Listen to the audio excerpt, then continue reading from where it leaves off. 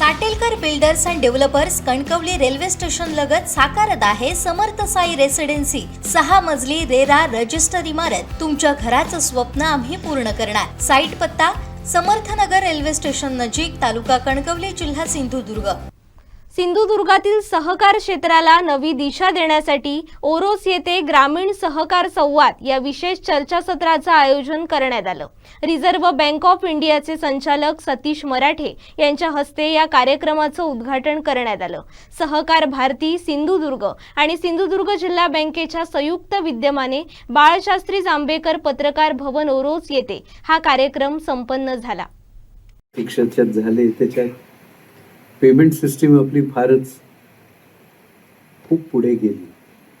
म्हणजे ज्या सहजतेने आपण मोबाईलवरनं पेमेंट करतो आणि ऑब्विसली ज्या गतीने ज्या सुलभतेने पैसे आपल्याला प्राप्तही होतात,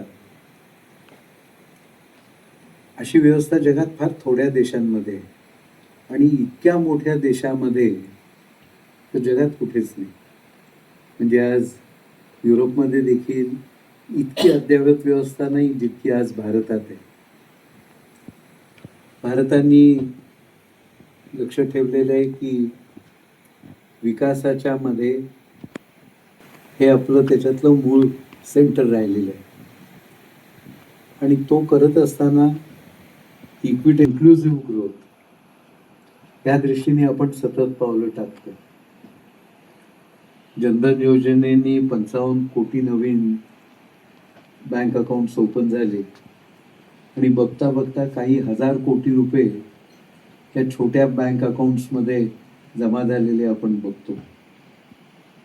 मायक्रो फायनान्स एक सोशल सिक्युरिटी म्हणून ज्याच्याकडे बघितलं जातं, त्या योजना आपण राबवल्या आणि त्या सक्सेसफुली चालू आहेत, आणखी वाढतील।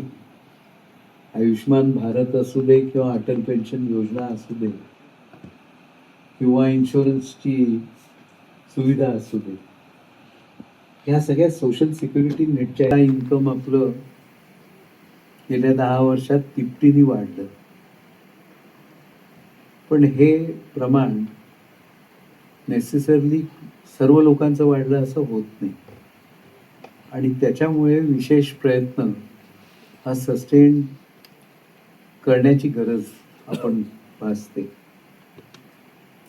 टॅरिफ आणून देखील आपले एक्सपोर्ट्स कमी झाले नाही, ते वाढत आहेत आणि वाढत राहतील।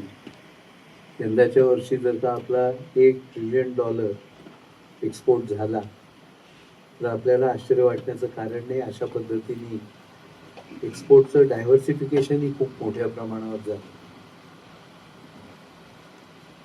आज सकाळीच मी एक क्लिप बघत होतो,